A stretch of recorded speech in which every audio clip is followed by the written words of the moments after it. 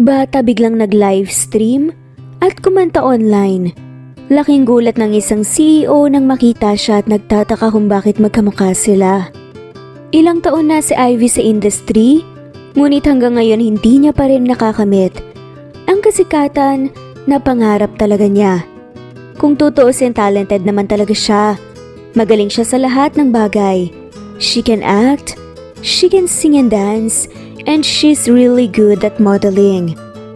Marunong din siya sa mga instrument at nagsusulat din ng kanta. Ngunit, sadyang kahit anong gawin niya ay hindi pa rin niya makamit ang recognition na gusto niyang makamit. We'll go this way, sabi sa babae ng matandang lalaki na kasama niya ngayon. Ngumiti lamang si Ivy sa matandang lalaki kung ano pang sinabi sa kanya. Nakahawak si Ivy sa braso ng matanda habang naglalakad sila papasok sa venue ng masquerade party. Ngayon nga'y sinubukan na rin ni Ivy na humawak sa patalim. Sinunod niya ang payo sa kanya ng manager niya na gawin ang ginagawa ng ibang sikat na mga artista, ang pag-e-escort sa mga kilalang tao sa politika o sa business world. May isang kilalang businessman ang nagalok sa kanya para maging escort nito sa event na ito. Kung papayag siya ay bibigyan siya nito ng malaking brand offer. Bilang yon na lamang ang paraan na naiisip ng manager niya. Kinumbinsi siya ng manager at agency niya na tanggapin ang offer, kaya yon ang dahilan kung bakit narito siya ngayon. Ito ang unang beses na nag-escort ka, tama ba? Tanong kay Ivy ng matanda. Opo, sir. Nautal niyang sagot. No wonder, you were looking so nervous. I'm sorry po, sir. Sadyang hindi lang po talaga ako sanay sa ganito. It's okay. It's your first time. That's very understandable. I have the pleasure of being your first client. Hindi mawari ni Ivy ang tono ng boses ng matandang lalaki na ito. Kung mabait ba ito o manyakis ay hindi niya rin alam. Naglakas loob na lamang siya hanggang sa makaupo na sila ng kasama niyang matandang lalaki at sinabi nito sa kanya na manood na lang siya sa mga mangyayari at manatili sa tabi nito. Tumingin-tingin si Ivy sa paligid niya at napansin niya ang ilan pang mga babae na kasama ng mga kilalang tao na dumating. Kung hindi siya nagkakamali, tulad niya, ay escort lang din ang mga yon. Nakasuot lang sila ng mask na nagtatakip sa kalahati ng kanilang mukha, na katulad ng suot ni Ivy ngayon, kung kaya ay di niya magawang mapangalanan ang mga babaeng kasama ng mga dumarating na businessman. Nanatiling tahimik si Ivy sa kanyang kinauupuan habang ang matandang lalaki na kasama niya ay nakikipag-usap na sa ibang businessman na lumapit sa table nila. Ang iba ay nagtatanong pa kung ano ang kanyang pangalan, ngunit ang pekeng pangalan ang sinasabi niya sa mga ito. Makalipas ang ilang oras, nagpaalam si Ivy sa matandang lalaki at ang sabi ay mag-take his CR lang siya, ngunit ang totoo ay magpapahangin lamang siya nang sa ganun ay makahinga siya ng maluwag dahil pakiramdam niya ay hindi na siya makahinga doon sa loob kanina. No, Dad. Hindi ako makikipag-usap sa walang hiya na yon.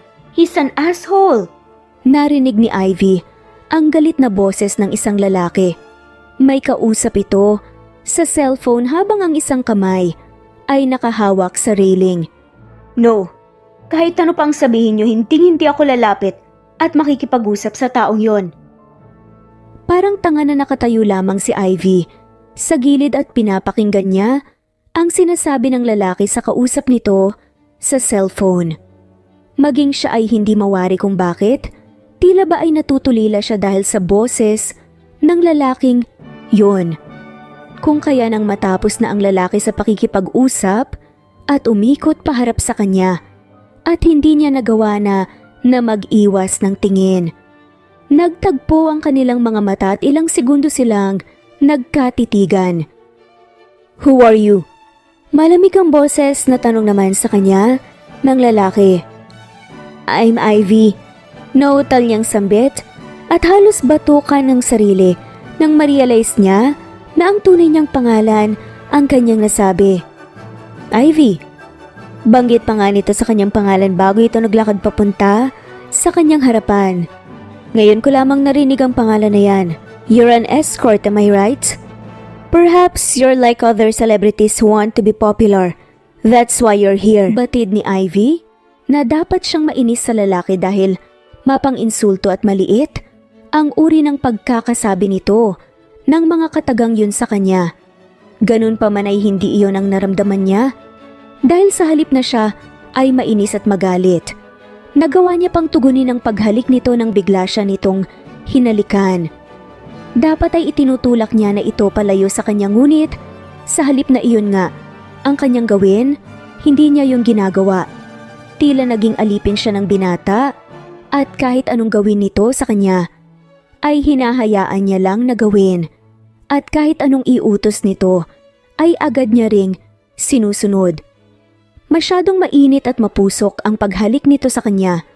Huli na nang ma-realize ni Ivy that she was already under his spell.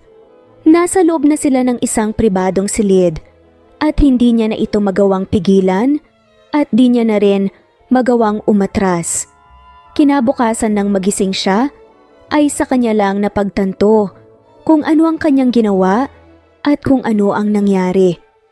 Ibinigay niya ang kanyang pagkabirhen sa isang estranghero, sa isang taong kahit pangalan ay hindi niya alam. Nang magising ang binata at sa kanya lang nalaman kung ano ang pangalan nito.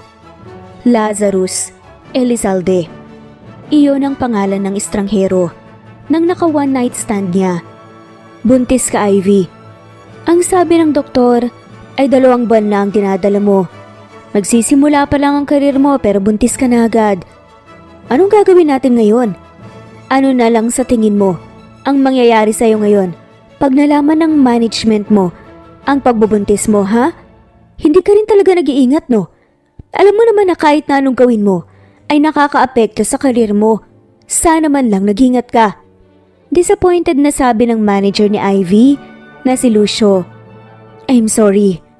Yun na lamang ang tanging nasabi ni Ivy na hindi alam kung ano ang dapat niyang maramdaman. Pangarap ni Ivy na maging isang ina. Mula nung nagdadalaga pa nga siya, gusto nga niya magkaroon siya ng masaya at kumpletong pamilya kasamang mga cute na anak. Ngunit bago yon, gusto rin sana niyang matupad muna ang isa sa pinakamalaking pangarap niya, ang maging isang sikat na modelo o artista. Pero ngayon na unti-unti niya nang natutupad ang malaking pangarap niya, saka naman siya nabuntis. Huwag kang humingi ng sorry sa akin, Ivy. Kailangan mong mag-isip ng paraan para hindi nito masira ang karera mo. Seryoso na sabi pa sa kanya ng manager niya. Mamaya ikakausapin ko ang boss natin. Tatanungin ko siya kung anong dapat natin gawin. Kung maaari ay itatago natin sa mga tao ang pagbubuntis mo nang sa ganun ay hindi nito maapektuhan ang career mo. Dahil hindi pwede na mauwi sa wala ang lahat ng paghihirap at efforts natin. At tulad nga ng sinabi ng manager niya, nag-agree ang management niya na itago sa publiko ang pagbubuntis niya nang sa ganun ay tuloy pa rin ang pamamayagpag ng career niya. Naging successful naman ang plano nilang yun. Wala ngang ibang tao ang nakakaalam na may anak na siya. Noong nagbubuntis kasi si Ivy at nag-take siya ng break, ang dahilan ng management niya ay dahil sa health condition niya. Kahit pa ngayon na 5 taong gulang na ang anak niyang si Prim, hindi pa rin alam ng publiko na may anak na siya. May mga times na guilty din naman si Ivy dahil hindi niya mabigay sa anak niya ang kalayaan na deserve nito. Subalit sa tuwing iniisip niya, yun ay nire-remind niya na lang ang kanyang sarili na para rin sa future ng anak niya itong ginagawa niya. Para mabigyan niya ang kanyang anak ng maayos na buhay. Anak, hindi maganda ang pakiramdam ng mommy ngayon. Maglaro ka na lang muna, ha? Magpapahinga lang ako sa kwarto. Pagkausap nga ni Ivy sa anak na nanonood ng iPad nito. Sure, mommy! Sagot naman ni Prim. Mukhang magiging maayos naman ang anak niya dahil sobrang busy ito sa iPad nito, kung kaya ay diretsyo na si Ivy sa kwarto niya para makapagpahinga. Pagod na pagod kasi siya dahil galing pa siya sa shooting. Hindi niya nilock ang pinto ng kwarto nang sa ganun ay makapasok ang anak niya kung may kailangan ito sa kanya. Lumipas ang isang oras at tuluyan na nga na nakaidlip si Ivy. Si Prim naman ay naiinip na dahil nalobat na ang iPad niya. Bumaba ang bata sa sofa na kinauupuan at pumasok sa loob ng kwarto ng mommy nito. Nang makita ni Prim ang cellphone ng mommy niya na nasa bedside table, ay napangiti ito. Kinuha ni Prim ang cellphone ng mommy niya at in-unlock gamit ang fingerprint. Nang successful nito na nabuksan ang cellphone, dali-dali itong lumabas at bumalik sa living room. Makapag-livestream din kaya? Gaya ng ginagawa ni mommy. Yun ang sabi ni Prim sa sarili bago binuksan ang Instagram ng mommy niya at nag-live nga talaga ito. Hello po sa inyo! My name is Prim.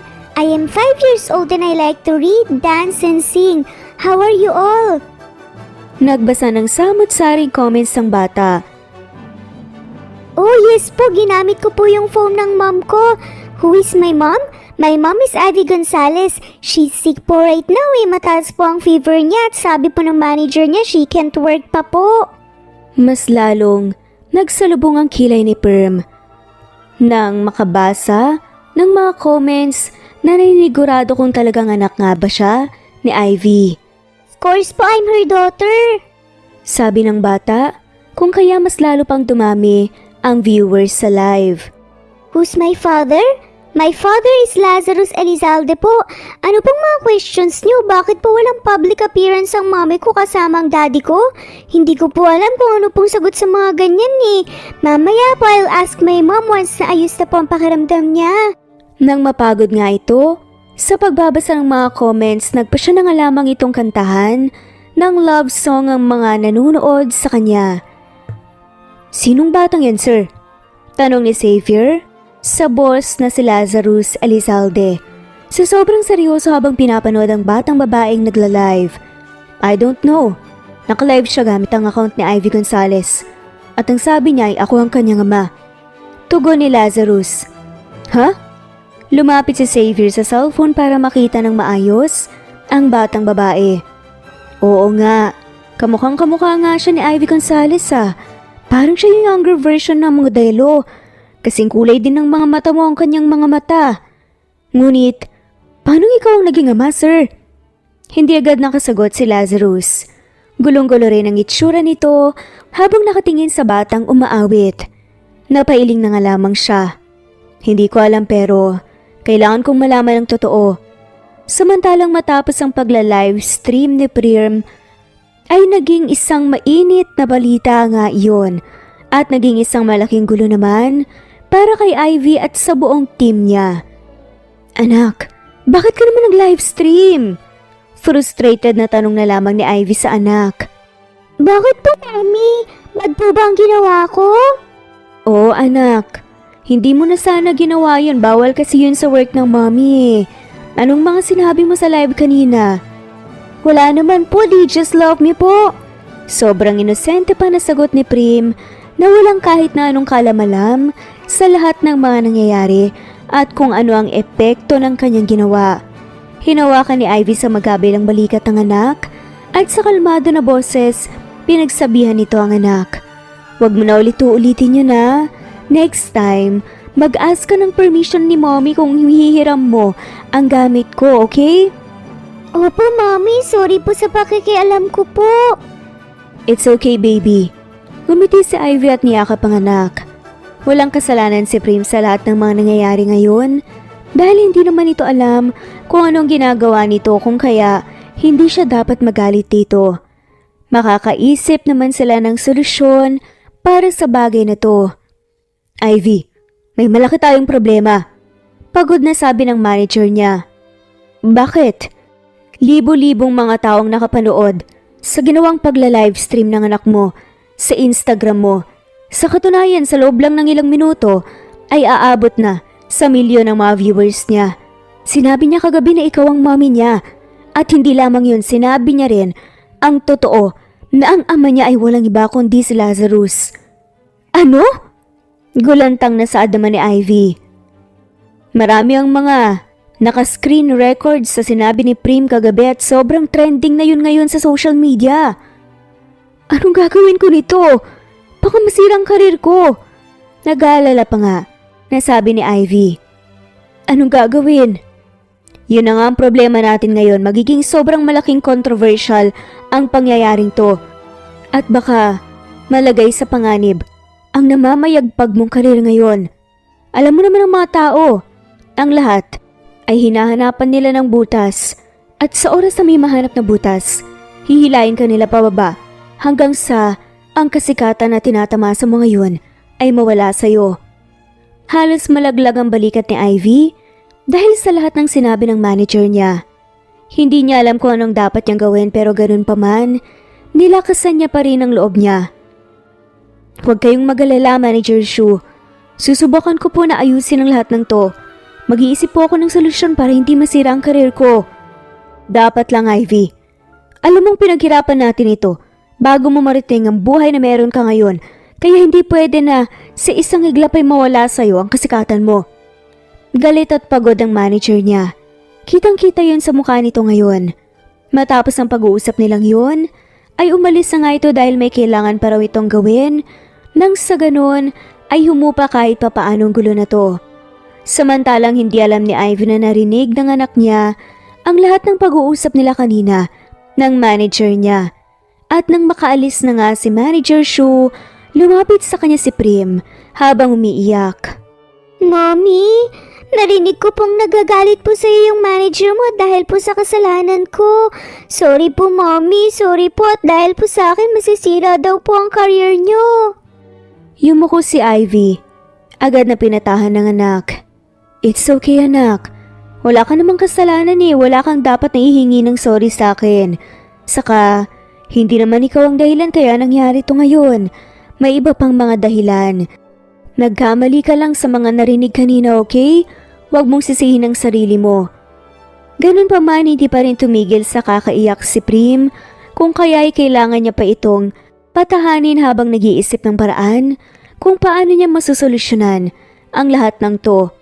Sa kabilang banda naman ay hindi na nga nilubayan pa ng mga taga-media si Lazarus matapos ang lahat ng nangyari. Kahit siguro saan man siya magpunta ay may mga taga-media pa rin ang nakasunod sa kanya. Kung ano-anong mga katanungan ang tinatanong ng mga to sa kanya. Tulad na lamang ngayon. Katatapos lamang ng meeting ni Lazarus ngunit paglabas niya, sa restaurant ay sobrang dami ng mga taga-media ang naghihintay sa kanya. Mr. Elizalde, totoo po bang may anak ka kay Miss Ivy Gonzalez? Totoo bang anak niyong dalawang batang nasa live stream niya? Mr. Elizalde, bakit po mas pinili niyo ni Miss Ivy Gonzalez na itago anak niyong dalawa? Kayo pa rin po ba hanggang ngayon ni Miss Ivy Gonzalez o nagko-co-parenting na lamang po kayo sa inyong anak? Magmula nga nang pumutok ang controversy na yon, ay hindi na nga rin alam ni Lazarus kung ilang beses nga niya na narinig ang tanong tungkol sa mga anak daw nila ni Ivy. I don't want to answer any of your inquiries right now. I'm busy. Malamig na sabi na nga lamang ni Lazarus sa mga to subalit hindi pa rin ito nilulubayan ng mga paparazzi. Sa halip ay tuloy sila sa pagtatanong ng kung ano-ano sa mga katanungan. Sa Ivy na napanood ang lahat sa laptop niya ay mahinang natampal na nga lamang ang noo dahil sa sobrang frustration. Hindi niya na alam kung anong dapat niyang gawin sa mga nangyayari ngayon. 2 araw nang lumipas mula nang mag-livestream ang anak niya at hindi pa rin sila nakakaisip ng solusyon para sa maresolba ang problema na to. Hindi naman kasi pwede na itanggi niya pa ang anak niya dahil ayaw ni Ivy na masaktan lalo si Prim at alam niya rin na darating ang araw, mabubunyag lang ulit na anak niya nga si Prim at mas lalo lang magiging malaking controversy pa yon. Nag-iisip pa rin hanggang ngayon ang magiging solusyon ng management niya. Dahil hindi pwede na basta-basta silang maglabas ng anumang statement dahil isang maling galaw ay mawawala lahat ng mga nakikipag-collaborate sa kanya. Ivy, hanggang ngayon ay patuloy pa rin na pinagmimitingan ng buong committee ang mga gagawing aksyon. Kung maaari, wag ka munang maglalabas ng kahit na anong statement sa mga social media accounts mo para hindi mas lalong makadagdag sa problema natin ngayon. Imporma sa kanya ng pagod na pagod niyang manager na kausap niya ngayon sa tawag. Yes, manager. Naintindihan ko. Huwag ka rin munang lumabas sa mamasyal. Baka may makakita sa inyo ni Perm. Stay safe. Safe naman kayo ng anak mo dyan sa kondo dahil hindi pa alam ng media ang address mo. Kaya dyan na lang muna kayo. Magpahanggang ngayon, hindi pa rin siya pinapayagan ng management niya na lumabas ng kondo kasama ang kanyang anak nang sa ganun ay hindi nga siya dumugi ng mga tao at reporters habang hindi pa nagre-release ng statement ang management niya. Napakunot ang noon ni Ivy. Nang may sunod-sunod na nag-doorbell, inayos niya muna ang kumot ng natutulog na anak bago siya tumayo at lumabas sa kwarto ni Prim para pagbuksan ng pinto ang nasa labas. Lazarus? Gulat na sabi ni Ivy nang pagbukas niya sa pinto ay bumungad sa kanya ang isang taong di niya inasahan na makita. Malamig ang mga mata na nakatingin nito sa kanya ng diretsyo. Yes, ako nga. Anong ginagawa mo dito? We need to talk. Para saan? Sa totoo lang hindi inaasahan ni Ivy na makakaharap niya ngayon ang ama ng anak niya. Ngunit may ideya na siya kung ano ang gusto nitong pag-usapan kaya ito narito ngayon. Nagtataka rin siya kung paano nalaman ni Lazarus ang address ng kondo niya gayong walang ibang taong nakakaalam maliban sa management niya sa tutor ni Prim sa kanilang address. Tungkol sa anak mo, nakiniklaim na anak ko siya. At hindi nga siya nagkamali. Yun nga ang dahilan kaya nandito ito ngayon. Tungkol doon, don't worry, nag-iisip na ang management ko ngayon ng solusyon para maalis na ang pangalan mo sa controversies na to. Nangunot ang noon ni Lazarus. Sinabi ko bang alisin niyo ang pangalan ko? Anong ibig mong sabihin? Ayaw mo ba na labas na ang pangalan mo sa controversies na to? Nagtataka pa na tanong nga nito. Let us in so we can talk. Saad pa nga ni Lazarus. Sandaling sinulya pa ni Ivy ang lalaking kasama ni Lazarus. Sino siya? Tanong niya kay Lazarus. He's my lawyer and my advisor. He can help us with this. Tumango si Ivy. Pasok kayo. Ang anak mo, nasan siya? Seryosong tanong naman ni Lazarus bago pumasok sa loob. Natutulog pa siya sa kwarto eh. Hindi niya tayo na maririnig dahil soundproof ang kwarto niya. Bago ni Ivy tuluyan na maisara ang pinto ay lumabas ang isang babae sa kakabukas lang na elevator at sumisigaw ito para pigilan siyang isara ang pintuan. Pati rin ba siya kasama mo? Nagtataka na tanong pa ni Ivy kay Lazarus. Nung nasa tapat na nga ng pinto ang babae, tumango naman si Lazarus. Yes, she's my cousin and secretary. She helps me solve all my problems. Ibinalik ni Ivy ang tingin sa babae na maghiliw naman ang umiti sa kanya. Hi, my name is Amber. Don't worry too much. I am an expert when it comes to this. Kailangan mo lang na maging honest sa mga tanong ko sa iyo mamaya para mas mapadali ang pagbigay natin ng solusyon sa problema niyo na ito. Nagpakilala rin siya sa babae, tinanggap ang pakikipagkamay nito. Pumasok ka. Nang makapasok na nga ang tatlo, ay pinaupo niya sila sa mahabang sofa at saglit na umalis para ikuha sila ng juice. Pagbalik nga niya, ay pinaupo na nga siya ng mga ito para simulan na ang kanilang pag-uusap. Si Amber ang unang nagsalita. Bago ang lahat, gusto ko munang itanong sa inyo kung ano nga bang totoo. Anak ba talaga ni Lazarus ang batang babae na nasa livestream mo? At anak mo ba talaga siya? Tumango-tango si Ivy. Oo, anak ko siya. Then who's her father? Si Lazarus ba? Sinulyapan niya si Lazarus na nakatingin na nga rin sa kanya at naghihintay ng sagot. Mariing lumunok si Ivy bago dahan-dahan na tumango. Yes. Napataas ang kilay ni Amber. Nabigla ito pero nakapagkuwani na pangiti rin. Paano nangyari yun? Paano kayo nagkaanak? Hindi agad siya nakasagot. Makikita sa mga mata niya ang pag-aalangan. Sa masquerade party 6 years ago, naging escort ako ng isa sa mga guests doon. Doon ko rin nakalala si Lazarus. Ang akala ni Ivy nandidiri sa kanyang mga kasama ni Lazarus dahil ginawa niya ang ganun klase ng trabaho noon. Pero sa halip, wala silang kahit na anong naging reaksyon. Tila ba una pa lang ay may ideya na nga sila na yun ang ginagawa niya noon. I see. I get it now. Sabi ni Amber na may kung anong sinulat sa notepad na kanina pa nito hawak. Pwede ba naming malaman kung ano ang dahilan at tinago mo ang anak mo sa publiko? Yun kasi ang utos ng management ko na gawin ko noon. Nung nalaman kong nagdadalang tao ako, yun pa lang ang simula ng unti-unti na nag-bloom ang karir ko kaya kailangan kong itago ang totoo. Nagsalita si Lazarus. Kung ganon, bakit pati sa akin ay kailangan mong itago ang tungkol sa anak natin, Ivy? Mariin na tanong nito. I'm sorry. Natakot kasi akong sabihin sa iyong totoo. Natakot ako sa iisipin mo na ang ina ng anak mo ay escort ng mga guests sa event na yon. Nahihiya pang sambit ni Ivy. I don't get it why you're scared gayong ako mismo ay alam ko sa sarili ko na wala akong kahit na anong isipin kung sakali man na sinabi mo sa akin ng totoo, una pa lang. Obviously, hindi nga siya hinuhusga nito ngayon. Walang bakas ng pandidiri o panghuhusga sa mga mata ni Lazarus na nakatingin sa kanya. Disappointment. Ang siyang emosyon na nakikita niya sa mga mata nito ngayon. I'm sorry. At yun na nga lang ang tanging niyang nasabi. Mamaya niyo na yun pag-usapan, Lazarus. Isipin na lang muna natin kung ano ang mga kailangan niyo gawin para ma-solve ng problemang to.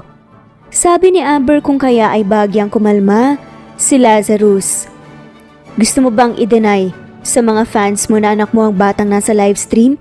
Gusto mo rin bang mag-file tayo ng kaso sa mga nag-screen record sa live ng anak mo at nagpo-post nito sa kanilang mga social media accounts? Seryoso na tanong nga sa kanya ni Gunner, ang lawyer ni Lazarus. Hindi. Ayokong i-deny si Prim. Anak ko siya. Masasaktan ang anak ko kung gagawin ko yon. Kailanman hindi sumagi sa isip ko na i-deny ang anak ko. Ayoko siyang masaktan. Ilang taon ko na siyang tinatago sa publiko, ayoko na mas lalo pa siyang masaktan. Tungkol naman sa pag-file ng case, sa mga nagpapakalat ng video at picture ng anak ko, nag-file na ng kaso ang management ko para sa kanila. Tumangutango si Gunner. Kung ganun ay tutulong na lang kami sa pagsampa ng kaso sa mga tao sa social media, especially sa mga may below the belts na sinasabi sa anak niyong minor de edad pa. Salamat. Sa ngayon, ang kaligtasan at kapakanan ng anak ko ang mahalaga para sa akin. Maraming salamat sa tulong niyo. Hindi naman napansin ni Ivy ang mga ngiti na sumupil sa labi ni Lazarus dahil ang atensyon niya ay nasa kausap niya. Tinignan pa ni Amber ang pinsan at napailing na nga lamang din sa kanapangiti nang makita ang pagngiti nito. Hindi man aminin ni Lazarus pero halata naman na masaya ito sa mga sinabi ni Ivy. Siguro dahil yun nga talaga ang gustong-gusto na marinig ni Lazarus. Kung wala kang balak na i-deny ang mga nangyari, isa sa mga naiisip kong paraan para manatili ang karir mo ngayon ay ang magsabi ka ng totoo sa media tungkol sa anak niyo ni Lazarus. Then add spice to it. Sabi ni Gunner na parehong ikinakunot ng noon nilang tatlo. What do you mean, Gunner? Tanong ni Lazarus. Sobrang simple lang naman ang planong naisip kong paniwalain niyo ang mga tao na mag-ex kayo noon at nag-co-parent na lang kayo sa anak niyo ngayon. In that way, hindi mag-iisip ng kung ano-ano ang fans ni Miss Ivy kung sasabihin natin na fleeing or kaya one-night stand lang ang dahilan. Kaya nabuo ang anak niyo ngayon. I don't like that idea. Hindi man lamang binigyan ng oras para pag-isipan man lang ang suggestion na yon ni Gunner at yun na nga ang sinabi ni Lazarus agad. Mahinang natawa si Gunner. I knew it. Sinubukan ko lang kung ayos lang sa'yo. Ano pang naiisip mo? Tanong ulit ni Lazarus. Pretend. Napakunot noo si Lazarus. Pretend what? Magpanggap kayo na mahal niyo ang isa't isa. Either boyfriends, fiancés, or even husband and wife, bahala kayo kung anong gusto nyong role. Sa harap ng mga fans si Miss Ivy, paniwalain nyo lang. Sila na mahal nyo ang isa't isa. Simpleng sabi naman ni Gunner na para bang napakadali lamang gawin ng mga suggestions nito. Ang huling role ang gusto ko. Wika ni Lazarus, may kinalaglag naman ang panga ni Ivy kung kaya hindi ka agad siya nakareact dahil pinoproseso pa ng utak niya kung anong gusto nitong mangyari. Cool! Gumawa kayo ng kwento na sobrang kapanipaniwala para sa ibang tao like, kaya nyo tinago ang anak nyo dahil nga sa gusto ninyo ng peaceful na buhay para sa kanya and your supportive husband. Suggestion muli ni Gunner. What about the marriage contract or anything to prove na mag-asawa nga kami ni Ivy? I'm pretty sure uungkatin niya ng mga tao. Come on dude, what's the use of your connection kung hindi mo naman gagamitin sa ganitong sitwasyon? Tiyak ako na magagawan kagad ng paraan ni Amber yan. Kayang-kaya niyang gawin na makatotohanan ng lahat. Yup, definitely. Wala ka pa rin bang tiwala sa kakayahan ko, dear cousin? Kalma naman, natanong ni Amber. Hindi pa rin nakakibo si Ivy. Hindi pa rin nagsisink in sa kanya ang gusto nilang mangyari. Kailangan nilang magpanggap na mag-asawa silang dalawa ni Lazarus? Ayos na ba sa'yo ang plano na yon, Ivy? Baling naman natanong sa kanya ni Lazarus. Makalipas ang ilang sandali, tumango na nga lamang si Ivy. Ayos lang sa akin ang ganun, subalit magkakaroon din ng problema kung yan ang gagawin natin dahil may pinirmahan akong contract sa management ko ni hindi ako pwedeng magkaroon ng relasyon sa kahit na kanino habang under contract pa nila ako. It's not as if they can't bend their own rules. Natatawang sabi pa ni Amber. Alam mo Miss Ivy, ikaw ang alas ng management mo. You're not just a highest paid model, actress at singer ka rin. Alas ka nila at pera ang kailangan nila mula sa iyo at sa talent mo. Hindi ka nila basta-basta ilalet go. Lahat naman ng mga kumpanya ay habol ang pera kaya kahit na ano man ang maging desisyon mo, tiyak akong susundin nila. Huwag ka lamang mawala sa kanila. Matalinong saad naman ni Amber habang natatawa pa. Tamang sinabi ni Amber. Kaagad din na sinagutan ni Gunner ang sinabi nito. Isa pa, suggestion lang naman ang sinabi ko kanina. Kung may maisip pang solusyon ng management mo, then we'll consider that basta kailangan na ma-involve kami sa usapan bago sila maglabas ng kahit na anong statements dahil involved si Lazarus dito. Hindi na nga kailangan pag-isipan ng matagal ni Ivy ang tungkol sa bagay na yun. Dahil lang nasa isip niya lang ngayon, ay ang kapakanan ng anak niya. Isa pa mukhang mapagkakatiwala ang tao naman ng ama, ng anak niya at maging ang team nito considering na isa rin si Lazarus sa mga pinakamaimpluwensyang tao ngayon.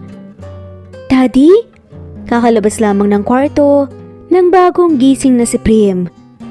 Nilingon nga kagad ni Lazarus ang anak at nang makita nito na nakatayo si Prim sa pinto ay tumayo ito at mabilis na lumapit sa anak. Hey princess! Lumuluhang lumapit naman si Prim sa ama nito. Bakit ngayon ka lang po pumunta dito, Dad? Masyado po ba marami ang work mo sa abroad? Yun kasi ang palusot na sinabi ni Ivy sa anak nang minsang nagtanong ito sa kanya tungkol sa ama nito. Yes baby. I'm sorry, maraming work si Daddy kaya hindi kita nakasama. Bagaman may pagtataka pero sinagot pa rin ni Lazarus ang anak bago ito binuhat. Yumakap si Prim ng sobrang higpit sa ama. Lumuluha pa rin ito dahil sa saya. Si Lazarus naman ay hinagod ang likod ng anak at yakap-yakap din ito ng mahigpit at puno ng pangungulila. Aalis ka na po ulit, Daddy? Hindi na anak, palagi mo na ako makakasama. Talaga po? Tumango si Lazarus sa anak. Pangako, hindi na ulit ako lalayo sa'yo para palagi mo na ako makasama at hindi mo na ako mamiss. Muling niyakap ni Prim ang ama nito, pero this time ay malawak na ang ngiti nito at hindi na rin umiiyak. Yay! Masayang-masaya po ako, Daddy! Ako rin, princess. Masaya rin akong nakakasama ka. Dad, alam mo po ba may problema si Mommy? Tutulungan mo po ba siya? Oo naman. Laging tutulungan ng daddy mo, ang mommy. Ngumiti si Prim yung sobrang malapad ng ngiti. Thank you po, Daddy. I love you. I love you to Princess. Mahal na mahal ka ng daddy. Nababasag ang boses ni Lazarus habang sinasabing mga katagang yun. Naging emosyonal ang pagtatagpo ng mag-ama at ng araw nga na yun, hindi na nag-usap pa sina Ivy at Lazarus dahil ayaw nang bumitaw pa ng anak nila dito at sa pangalawang beses sa pagdalaw sa kanila ni Lazarus, saka lang sila nagkausap. I'm surprised na alam ng anak natin ang tungkol sa akin kayong tinago mo siya sa akin. Wika ni Lazarus habang nasa balkonahe sila at doon nag-usap. Matalinong bata si Prim. Palagi niyang hinahanap sa akin ang kanyang ama noon at ayoko naman na magsinungaling sa kanya tungkol sa pagkatao ng kanyang ama. Kaya yun, sinabi ko kung ano talaga ang totoo. Sagot naman ni Ivy. Tumangot-tango si Lazarus. It was a good decision dahil hindi natakot sa akin ang anak natin na makilala ko. Maraming salamat. Umiling si Ivy. Hindi. Dapat nga patawarin mo ako. Tinago ko siya sa'yo. At sa ganitong pagkakataon mo pa nalaman talaga ang tungkol sa kanya. It's not that. May mababago pa ako sa nakaraan kung magagalit ako sa'yo dahil sa tinago mo sa akin, si Prim. That no longer doesn't matter to me now. Ang mahalaga, nakilala ko ang anak ko. Ang naging sagot ni Lazarus. Sa totoo lang gustuhin man ni Lazarus na magalit dahil sa mga nangyari, ay wala na rin naman siyang ibang magagawa pa dahil naganap na ang lahat. Magalit man siya, hindi na rin maibabalik pa ang nakaraan. Mas pipiliin na nga lamang niya na mag-focus sa kasalukuyan at mabigyan ng maayos at tahimik na buhay ang anak nilang dalawa ni Ivy. Halos araw-araw na ang naging pagbisita ni Lazarus sa kanyang mag-ina. Hindi rin naman problema kay Ivy ang pagbisita lagi ni Lazarus sa kanila dahil sa karapatan naman nito na mapalapit sa kanilang anak. Ang sabi ni Gunner ay pumayag na ang management mo sa plano natin but in one condition. Saad ni Lazarus na nakaupo sa sofa. Anong kondisyon? Nagtataka at curious, natanong naman ni Ivy. Kailangan kong mag-invest sa kanila. Nabigla at natigilan siya ng bahagya dahil doon. Huh? It's okay. Matagal ko na rin namang plano na mag-invest sa kanila. Kung ganun papayag sa kondisyon nila? Naniniguradong tanong naman ni Ivy. Casual na tumango si Lazarus. Yup. Sigurado ka? Oo naman. Walang problema sa akin ang bagay na yon tulad nga ng sinabi mo ang kapakanan ng anak natin ang mahalaga sa ngayon. Napangiti naman sa Ivy sa sinabi niya ni Lazarus. Salamat Lazarus ha. Siya nga pala. Pinapasabi ni Amber na bukas ay may ipapadala siyang marriage contract sa iyo at kailangan may ipapadala din siyang letter mamaya na kailangan mong i-post sa social media mo. Muli siyang nagpasalamat kay Lazarus. Tipid lamang na napatango ang sinagot nito sa kanya bago nakipaglaro sa anak nila. Makalipas ang ilang oras na pakikipaglaro sa kanilang anak ay nagpaalam na ito sa kanya dahil kailangan pa raw nitong umattend ng online meeting. Ingat ka po sa pag-uwi, Daddy. I love you. Ang magiliw na paalam naman ni Prim sa ama. Kayo rin ng mommy mo. Take care. I'll see you again tomorrow. I love you so much, my princess.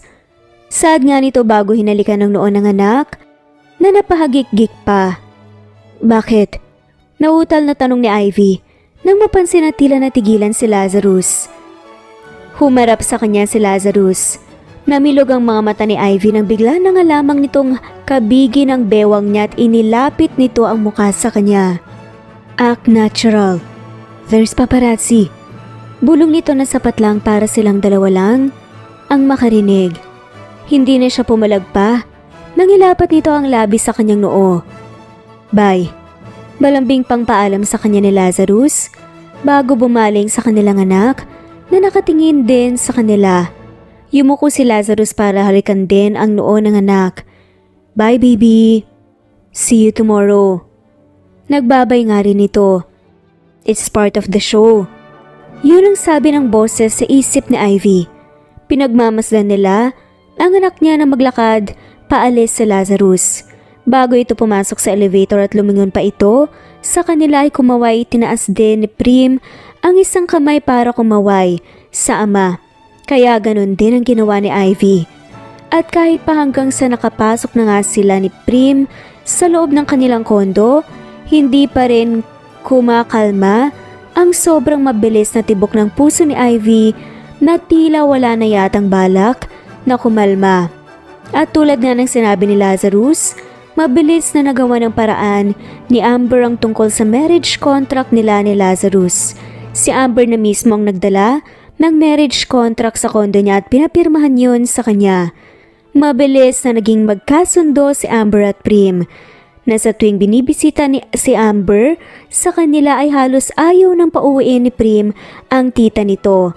Matapos nun ay naglabas na nga rin ng confirmation ng management niya na anak niya si Prim. "Hello?" Sabi ni Ivy nang masagot ang tawag mula sa unknown number isang araw. "Hi." Bahagyang natigilan si Ivy at nagkunot pa ng noo. Hindi siya pwedeng magkamali. Kilalang kilala niya ang nagmamay-ari ng malalim at makapanindig na balahibo sa boses na yon. "Lazarus?" "Yes, it's me." Sagot pa nito. "Paano mo nalaman ang number ko?" "Nakuha ko sa manager mo." "At bakit ka napatawag? May problema ba?" Tanong niya ulit dito. "Just wanted to check on you. May mga nanggugulo pa rin ba sa inyong paparazzi?" Kinagat ni Ivy ang ibaba niyang labi. Hindi niya mawari kung saan nanggaling ang pagbilis ng tibok ng puso niya. "Wala naman." Sagot pa niya. "Good. Nagpadala nga pala ako ng mga magbabantay sa inyo dyan kanina. Pwede na kayong lumabas ng kondo kung gusto niyong lumabas bukas. Babantayan nila kayo." "May mga hinire kang bodyguard?" Gulat niyang tanong. Hindi makapaniwala. "Yes. I think it's necessary lalo pat marami ang may gustong lumapit sa inyo na paparazzi. Baka matakot ang anak natin." "Thank you." Sambit pa niya. "No worries. Natutulog na ba si Prim?" "Yes, maaga pa kasing darating ang tutor niya bukas." "I see. What about you?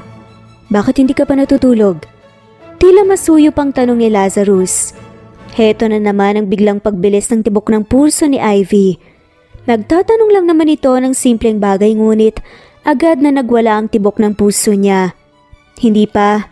Nagche-check pa ako ng emails ko ngayon. I'll sleep after this. Ikaw, hindi ka pa ba magpapahinga?" Tanong niya rin pabalik. "Hindi pa. May tinatapos pa akong reports. Maybe I will not get sleep tonight. By the way, bukas, I'll make an public appearance para umattend sa isang event. I'm sure may mga darating na taga-media doon. Sasagutin ko ang mga questions nila bukas. But if you don't want me to, I can ask my bodyguards para mapigilan sila na lumapit sa akin or kay Amber." Imporma pa nga ni Lazarus. "Ayos lang. Darating naman talaga tayo ron na ikaw naman ang tatanungin ng mga tao tungkol sa relasyon natin." Kuno. Ilang segundo bago muling nagsalita si Lazarus. "Actually, I've been thinking about this. Gusto mo bang sumama kayo ni Prim sa akin bukas?" "Ha?" Nabigla niyang saad. "Family event ang pupuntahan ko tomorrow. Wedding anniversary ng grandparents ko. I think maganda rin na exposure yun for us para mas lalong maging believable ang kasal natin." Sa pagkakalam ni Ivy ay dating beauty queen ng lola ni Lazarus, kaya expected na maraming mga media ang darating bukas. Pero hindi ba mabibigla ang magulang mo pati grandparents mo kung bigla na lang kaming darating ng anak natin? Tanong niyang nag-aalangan. Of course not. Alam na nila ang tungkol kay Prim. In fact, excited na nga rin ang magulang ko at lolo at lola ko na makilala siya. Kayong dalawa ng anak natin. Really? Sinabi mo na ba sa kanila ang tungkol sa amin? Nabasa raw nila ang mga balita kaya nalaman nila kaagad. Kaya wala kang dapat ipag-alala kung sumama kayo sa akin bukas. My parents are nice. Ganon din ang grandparents ko, I'm sure. Magugustuhan nila kayo ng anak natin. Pagbibigay assurance pa nga ni Lazarus. Mga anong oras bukas? Darating kasi ang tutor ni Prim pero I will clear my schedule tomorrow para makasama kami sa'yo. Maybe 5 in the afternoon? Susunduin ko na lang kayo bukas. Tumango si Ivy. Okay, sige. Magpahinga ka na, good night. Kinugat nga ni Ivy ang ibabang labi niya para pigilan ang pagsupil ng ngiti. Good night. Nakangiti pa nga siya nang ibaba niya ang tawag at nang mahuli niya ang sarili ng umingiti, natampal na lamang niya ang kanyang muka at pinagalitan ang sarili. Hindi na maganda ang epekto sa kanya ng lahat ng mga pangyayari ngayon. Napapangiti siya mag-isa. Maaga pa lang ay may dumating na nga sa kondo nila. Natauhan ni Lazarus dala ang damit na isusuot nila para sa anniversary party. Saktong alas 5 ay dumating na nga si Lazarus para sunduin sila ni Perm. Alas 6 pa nga naman daw ang start ng party pero mas mainam kung maaga silang darating dahil sa gustong-gusto raw ng mga magulang ni Lazarus na makabonding ang kanilang apo. You look beautiful. Papuri sa kanya ni Lazarus nang makita siya sa kanyang suot na body-fitted gown na bagay talaga sa kanya. Thank you. Nagiinit ang pisngi at nauutal pa nga niyang sagot. You look very handsome as well. Totoo naman na sobrang gwapo nito sa suot na suit ngayon. Talo pa nga ni Lazarus ang mga models na kakikilala ni Ivy. Kung siguro lang hindi naging businessman si Lazarus tiyak, si Ivy na pinagpipilyahan nga nito ng agency ngayon. Ako po daddy, maganda rin po ba ako? Tanong naman ang kanilang anak at nagpa-cute pa nga ito sa ama. Mahinang tumawa si Lazarus bago binuhat ang kanilang anak. Oo naman, sobrang maganda ka ngayon. Ang prinsesa ko ang pinakamaganda sa buong mundo. Si Mami po, Dad. Siya rin po ba ang pinakamagandang babae sa buong mundo? Dalawa po ba kami, Daddy? Nagkatinginan silang dalawa ni Lazarus dahil sa tanong ng kanilang anak. Ngumiti at tumango si Lazarus sa kanilang anak. Yes, baby, kayong dalawa ng mommy mo ang pinakamaganda sa buong mundo. Yay! Thank you po, Daddy. Ikaw din po ang pinakapogi sa buong mundo. Sa loob ng sasakyan, papunta sa venue ay walang tigil sa kakadaldal sa ama tungkol sa mga ginawa nito kanina habang hinihintay ang pagdating ng ama nito. Sa venue expected na nila na sobrang daming medyang nakabang sa labas. Paglabas ni Lazarus ay pinagbuksan sila nito ng pinto at agad silang kinuyog ng mga taga-media nang makita ang kasama sila ni Lazarus. Please keep distance. Hindi pa sanay ang anak namin sa maraming tao at sunod-sunod na pag-flash ng inyong mga kamera. Baka matakot siya. Mahinahon na pakiusap nga ni Lazarus sa mga ito. Nakayakap lang naman si Prim sa leg ng ama pero hindi naman ito natatakot. Sa halip, nakangiti pa nga ito sa media na para bang baliwala lamang dito na kinukuyog sila ng mga tao. Sobrang cute. Samantalang ang isang kamay naman ni Lazarus ay nasa bewang niya at pinapanatili siyang malapit sa katawan nito. Pagpasok nilang tatlo sa loob ay magiliw na sinalubong sila ng pamilya ni Lazarus sa sobrang mabait pa nga at welcoming na paraan. Tanggap na tanggap sila. Sobrang ganda naman itong apo ko. Masayang papuri pa nga ni Mrs. Elizalde na buhat-buhat si Prim. Tignan mo nga naman manang-mana ka na sa mommy mo para kayong pinagbiyak na bunga. Ang mga mata mo parehong-pareho sa daddy mo. Para siyang manika, ano? Hindi ako makapaniwala na may apo na ako sa tuhod at sobrang ganda pa.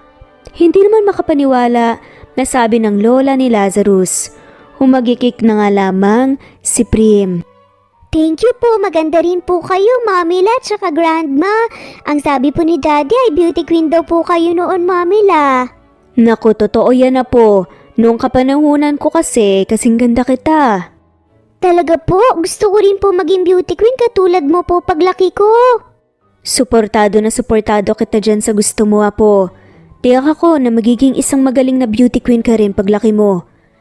Inulan na nga ng papuri ang buong pamilya ni Lazarus, si Prim na naging komportable rin kaagad kasama sila. Maging si Ivy, hindi rin na nilubayan ng kamag-anakan ni Lazarus na ang iba ay mga fans niya pala. Lazarus, ngayon lang ulit tayo nagkita. Masayang wika ng matandang lalaki na lumapit sa kanila kasama ang asawa nito. Masaya lang ako makita kayo ulit, Mr. Santiago. Magaling na saad naman ni Lazarus. Sandaling sinulyapan siya ng matandang lalaki. Sino siya? Lumapit sa kanya si Lazarus at muling pinulupot ang kamay sa bewang niya. Misis ko, si Ivy Gonzalez. Talaga? So totoo pala ang bali-balita na may asawa ka na. Ngumiti at tumango na nga lamang si Lazarus. Opo, hindi namin inaasahan na may asawa at anak ka na pala. Akala ko ay fake news lang yung kumakalat na balita sa social media. Natatawa na sabi pa ng asawa ni Mr. Santiago. Pero congratulations sa inyong dalawa. Napakaganda ng asawa at anak mo. Para silang manika, napakaswerte mo sa kanila, Lazarus. Salamat po. Nahihiyang sabi pa nga ni Ivy. Buong party na yun ay nasa kanilang tatlo lamang ang atensyon ng mga tao. Masaya si Ivy na kahit pa yun ang unang beses na nagkita sila ng pamilya Lazarus at kahit pa matagal na nga na panahon niyang tinago sa mga ito si Prim ay hindi sila nagtanim ng galit sa kanya. Sa halip ay sobrang mabait sila sa kanila. Ang hiling pa nga ng mga tao ay sa bahay nito sila tumira para raw lagi nilang makasama at makabanding ang nag-iisang apo. Ivy! Malakas sa pagtawag kay Ivy ng co-model niyang si Tarya. Kasunod nito, ang iba pang mga modelo. Bakit? Nagtataka naman na tanong niya sa kanila nang makalapit. Noon kasi hindi siya pinapansin ng mga to kapag walang kamera. Ngayon lamang marahil. So totoo palang bali-balita na may anak ka na at kasal ka na rin? Usisa ni Corinne. Oo. Grabe ka pala, Ivy. Kung hindi pa pala kusang nag-live ang anak mo at hindi rin naglabas ang statement ng management mo, hindi mo rin naaminin kung anong totoo. Wika naman ni Macy. Yes, hindi ko naman kailangan na i-publicize ang lahat ng buhay ko. May privacy din naman dapat ako eh. Hindi magustuhan ni Ivy ang tono ng mga boses ng mga nakausap niya, na kapwa-modelo at maging ang tingin nila sa kanya na para bang pinapamukha sa kanya na masamang asawa at anak siya dahil lang sa itinago niya ang lahat sa publiko. Pinaniwala mo ang fans mo sa kasinungalingan mo na hanggang ngayon ay single ka pa rin. Iba ka talaga. Mahina siyang natawa dahil sa sinabi nito. Tingin ko ay nagkakamali ka lamang ng akala ko rin. Ni minsan wala akong kahit na anong natatandaan na sumagot ako sa mga katanungan tungkol sa relationship status ko. Nag-assume lang yung iba. Besides, my supporters are very nice. Natanggap at sinuportahan pa rin nila ako even after the truth was revealed. I see no problem with that. Nainis si Ivy dahil sa kabila ng pagtanggap ng lahat ng meron pa rin gustong manira at pagmukaing masamang tao siya. Worst, ang mga nakatrabaho niya pa talaga sa industriya ang gustong manghila sa kanya. Pababa. Miss Ivy! Pagtawag sa kanya ng isa sa mga staffs. Nasa labas po ang asawa niyo, kasama po niya ang anak niyo. Ha? Nagtataka na tinignan naman ni Ivy ang oras sa cellphone at namilog ang kanyang mga mata nang napagtanto kung anong oras na. May family dinner pala sila kasama ang magulang ni Lazarus. Hindi niya napansin dahil sobrang dami ng trabaho niya ngayong araw. May interview pa siya kanina para sa Vogue at sunod-sunod na mga photoshoot. Gosh, kailangan ko nang umalis. Pwede pa sabi sa manager ko na umalis na ako kasama ang magama ko para sa family dinner kung sakaling hanapin niya ako? Sige po, Miss Ivy. Nagmamadali na kinuha nga niya ang kanyang bag at dali-daling lumabas sa studio. Masayang sinalubong siya ng anak na si Perm na yumakap na nga rin sa kanya at kitang-kita sa mga mata ang labis na pagkamangha dahil ito ang unang beses na nakapunta ito sa workplace niya. Pasensya ka na. Kanina pa ba kayo naghintay sa akin? Sabi niya sa asawa. No, halos kararating lang namin. Don't worry, hindi naman nainip ang anak natin dahil nilibot ko muna siya dito. Pasensya na talaga. Nag-smile si Lazarus. I told you, don't worry about it. May mga mata at taga-media na naman ang nakamasid sa kanilang tatlo kung kaya ay kailangan nilang mag-act na sweet para walang magduda o mag-assume na nag-away nga silang mag-asawa. Matapos humalik ni Lazarus sa kanyang pisngi, kinuha nito ang anak na buhat niya para ito nang magbuhat at hinawakan ng isang kamay niya.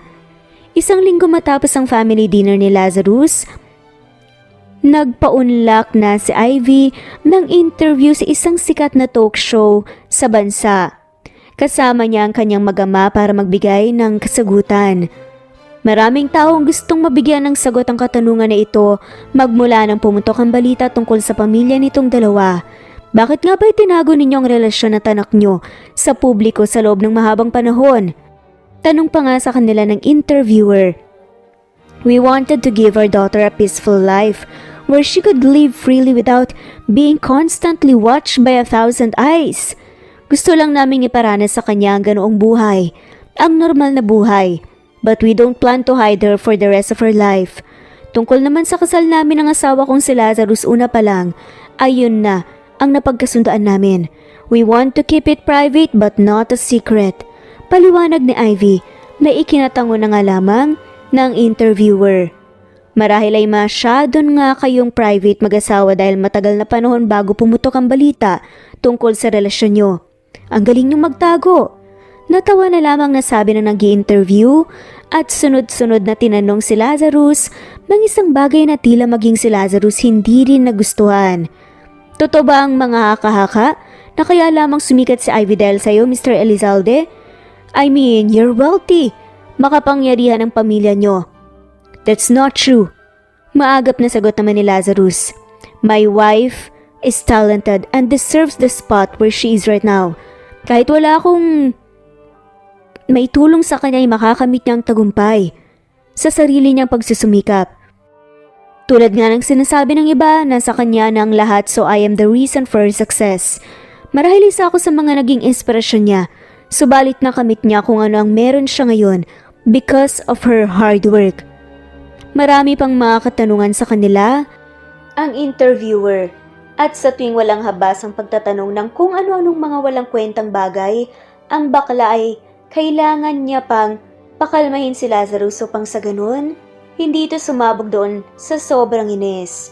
Matapos ang interview, nakatulog si Prima habang buhat ng ama dahil pagod na pagod din ito. Marami rin kasi silang mga ginawa ngayong araw. Nakakaawa tuloy ang kanilang anak. Ano na ang plano mo, dear cousin? Tanong pa nga ni Amber. Habang nakaupo, sa harapan ni Lazarus na abala sa trabaho. Sandaling nagangat ng tingin si Lazarus. Plano saan? Plano sa buhay nyo. Nang mag-iina mo, Alam nga namang until now, wala ka pa ring plano sa isip mo. Ano, stick ka na lang dyan sa pagpapanggap nyo na mag-asawa at mahal nyo talaga ang isa't isa? What? Hindi ba ito ang plano natin? Oo nga. Ito nga ang plano natin para maiiwas ang mag-ina mo sa issue ng mga tao pero hindi naman pwede na habang buhay na lang kayong magpapanggap. Sabi ni Amber sabay irap sa kanya. Akala ko ba matagal mo nang gusto si Ivy? Wala ka pa rin bang balak na mag-confess sa kanya? Of course, I have plans. Naghihintay lang talaga ako ng magandang pagkakataon. Sagot naman ni Lazarus. Mahina siyang tinawanan ni Amber. You're still torpe.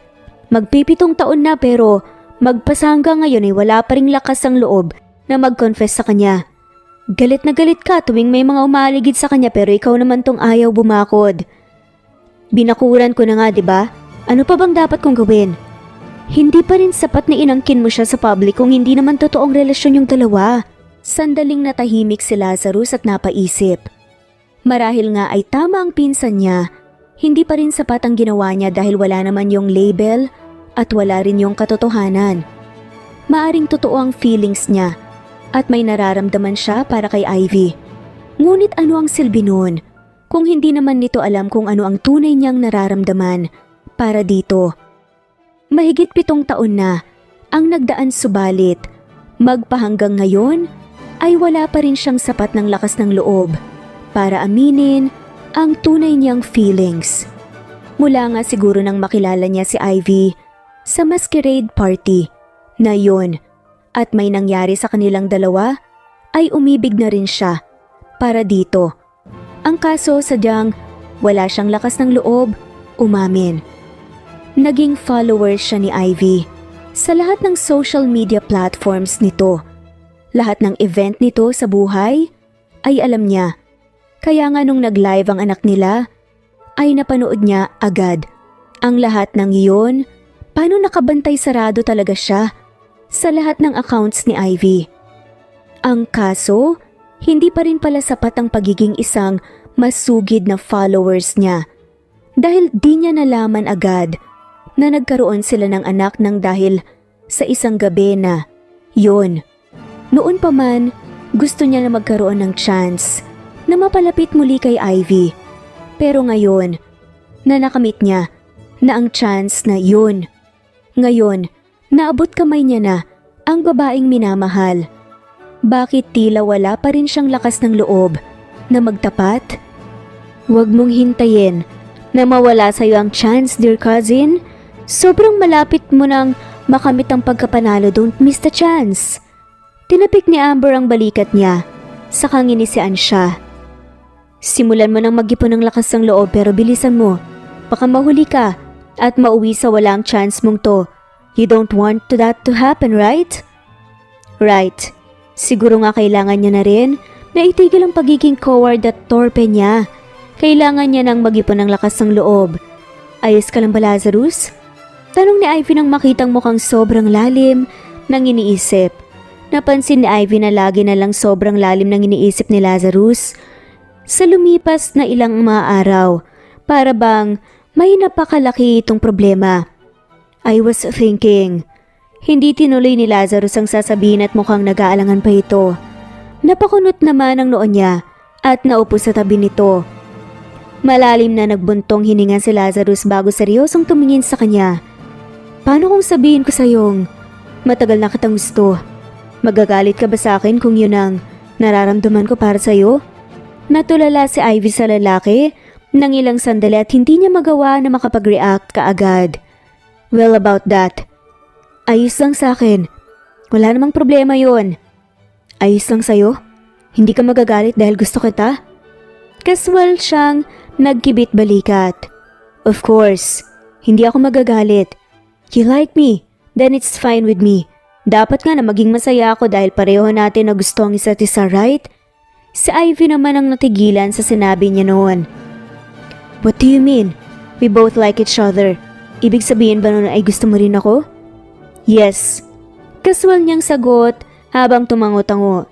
Ilang linggo, actually almost isang buwan ko rin pinag-isipan kung ano ang dahilan at laging mabilis ang tibok ng puso ko sa tuwing malapit ka.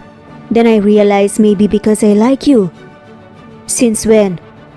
Hindi ko alam kung kailan nagsimula. What about you? Kailan mo pa ako gusto? Sobrang casual na ng usapan nila ngayon na para bang hindi sila nagkakaaminan ng feelings sa isa't isa.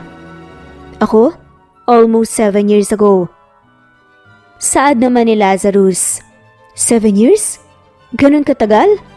Tumango na nga lamang si Lazarus na para bang natatawa na rin sa sarili. Yup, ganun katagal. It was since that night I've met you at the masquerade party. Mag-6 na taong gulang na ang anak natin ngayon, kaya ganun na rin kita katagal na gusto. Napakurap-kurap sa Ivy kay Lazarus dahil sa pagkabigla. Kapag kuwan ay mahina nga siya na natawa. Hindi niya lubos sa kalain na ganun na pala siya nito katagal na nagustuhan.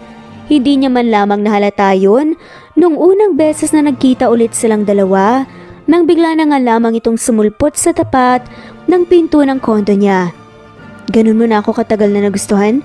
At ngayon ka lang nag-decide na umamin ang feeling sa akin? Gulantang pa rin, natanong niya. Tumango-tango naman ang lalaki. Yes, I mean you're famous. Marami ang mga humahanga sa'yo. Kaya sa tingin ko noon ay hindi mo ulit ako mapapansin. Tapat nitong sinabi kaya lalo lang siya na natawa. I can't believe you're for real. Sa tingin mo, sino ang hindi makakapansin sa isang tulad mo? You're handsome, wealthy at powerful. Baka nga, pinagpipilahan ka na ng ibang mga babae ngayon eh. Marahil ay walang ideya sa Ivy kung anong klase ng tao ito na halos ito na nga siguro ang pinapangarap ng lahat ng babae dahil maliban na nga sa sobrang yaman nito ay napakagwapo pa. So anong plano mo ngayon? Maniligaw ka ba sa akin? Napatanong muli si Ivy. Well, yes. If you allow me. Ngumiti si Ivy. Cool. Ayos lang naman sa akin kung liligawan mo ko. I mean, mas prefer ko yan kesa alukin mo agad ako ng maging girlfriend mo. Kapag kuha na inilahad niya ang isang kamay sa harapan nito para makipagkamay. So deal? Ngumiti nga si Lazarus at tinanggap ang pakikipagkamay niya. Deal. Yun na marahil ang pinakakaswal nilang usapan. Tinupad naman ni Lazarus ang sinabi nito. Niligawan nga niya si Ivy. Halos araw-araw na bumibisita sa kondo nila at hatid sundo rin siya nito sa kanyang trabaho. Ilang buwan din itong nanligaw sa kanya bago niya hinintay at binigay dito ang matamis niyang oo at naging maayos din ang relasyon nilang dalawa.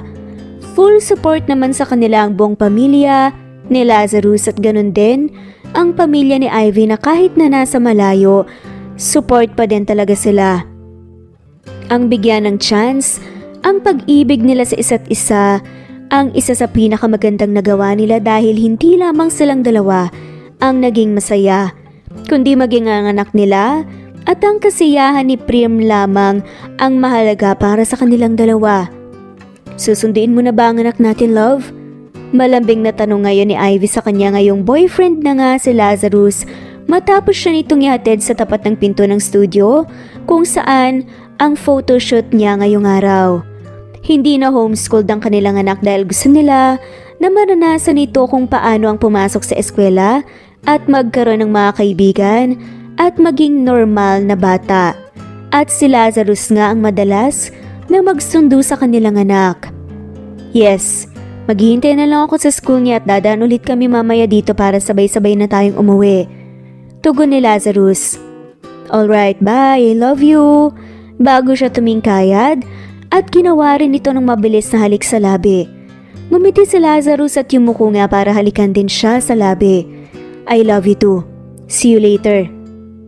Hinintay nga niya muna na makalayo si Lazarus bago siya pumasok sa loob ng studio at agad na nag-init ang pisngi nang mapagtanto na kanina pa sila tinitignan ng ilang staffs doon. Tamis naman nun, sana all! Tudyo pa ng isang staff sa kanya kaya mahina rin siyang natawa. Ang alam pa rin ng lahat ngayon ay mag-asawa na sila ni Lazarus at hindi lang basta boyfriend at girlfriend. Syempre hindi rin naman nila pwedeng aminin sa lahat na wala pa talaga silang label nung ikinasal sila kahit totoo naman ang marriage contract nilang dalawa ni Lazarus. Ganun pa man alam ni Ivy na darating rin sila sa point na yon.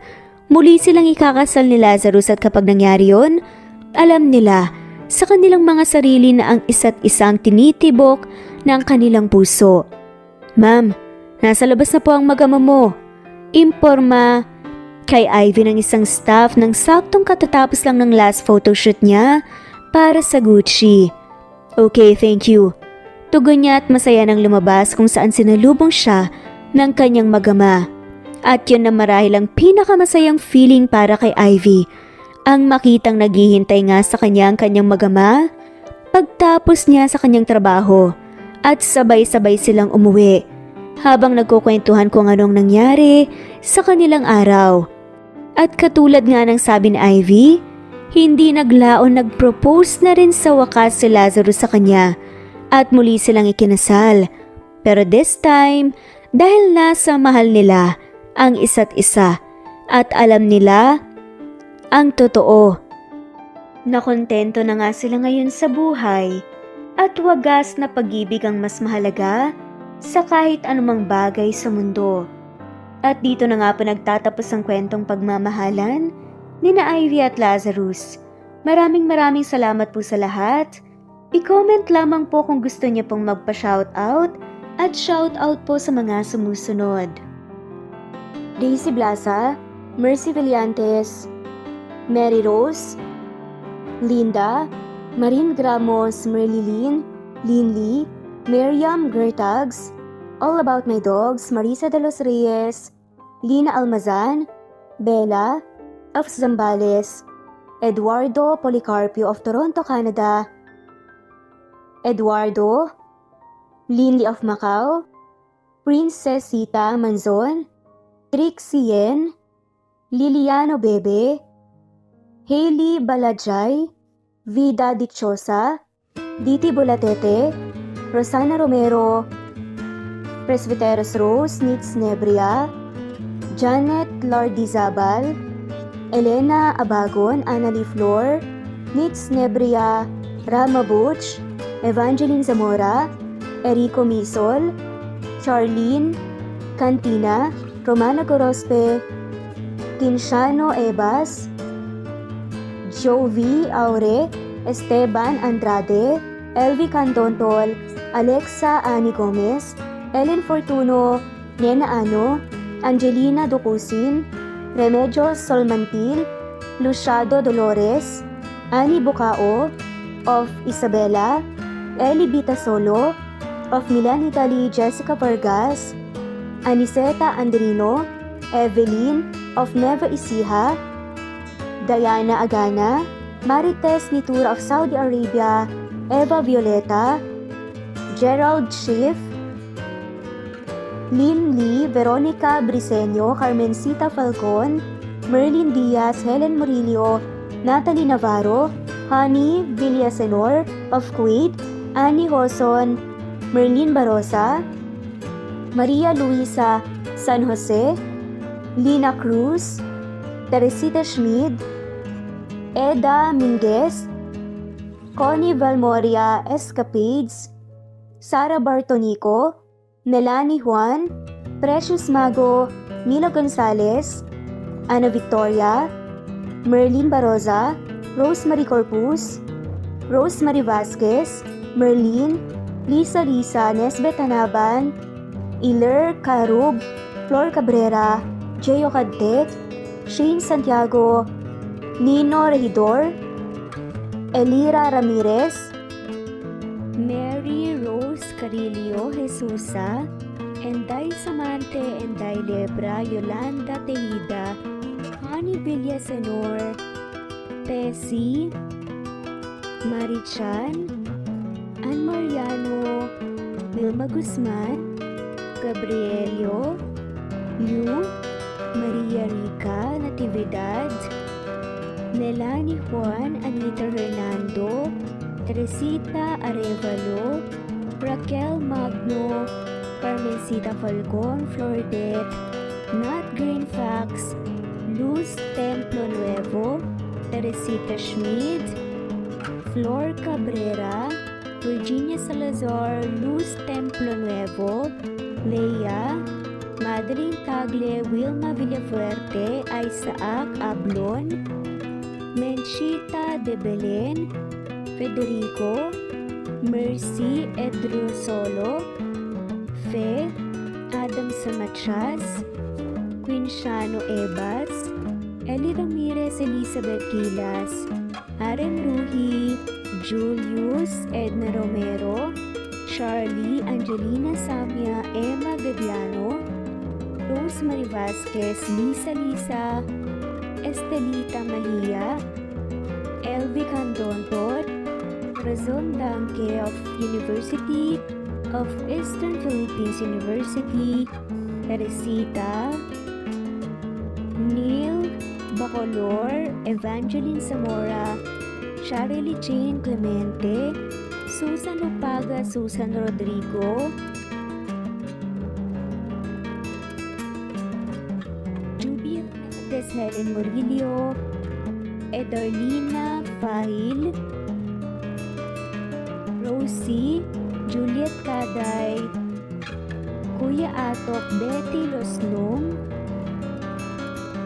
Sten, Susana, Tessie, Rumbawa, Lovina Galang, Aida Jurado, Emily Kinlog, Mirna Hamero, Liz Berito, Gabrielio, Juan Spotify, Imelda Fortes of Colamba City, Larry Malapaya, Dengs, Remy's Live Official, Ellie Evangelist Anderson, Choi, Ree, Jasmine Baya, Jerowina Aquino, Emeguba, Marilyn Babula, Shane Villarmino, Beth Sardina, Gabriel, Nino Regidor, Mel Abrogar, Rosemary Vasquez at shoutout na rin po sa lahat ng mga walang sawang sumusubaybay. Maraming salamat po.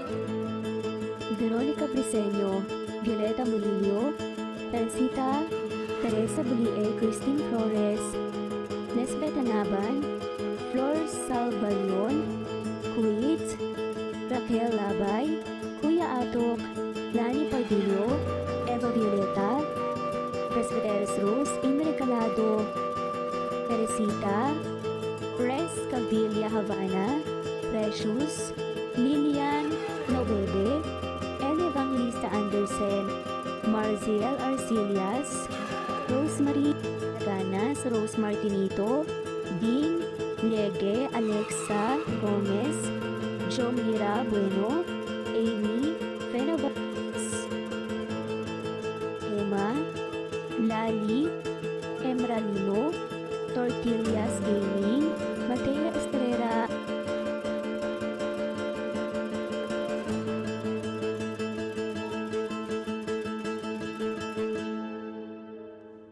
MM, Penning Escal, Neri Cabangon, Lucia Baldo, Rosemary Vasquez, Londono Villas, Faye, Rosemary, Angelo, Vicky Adlaon, Mercy Villantes, Rezeline Unday, Allen, Ace, Nino Regidor, Jeyo Cadec, Escapades, Matilda, Irma Valerio, Agustin Aniceto, Cecilia Albior, Naitan Canada, Lily Roda Barcial, Eli Ramirez, Doris Day Pangan, Lynn Lee of Macau, Reyes, Rebecca Tezuka, Noel Macero, Iselina Credo, Mitchie Karch, Romel Carion, Juliet Pandilio, Lynn, Merlilyn Zenny Marion,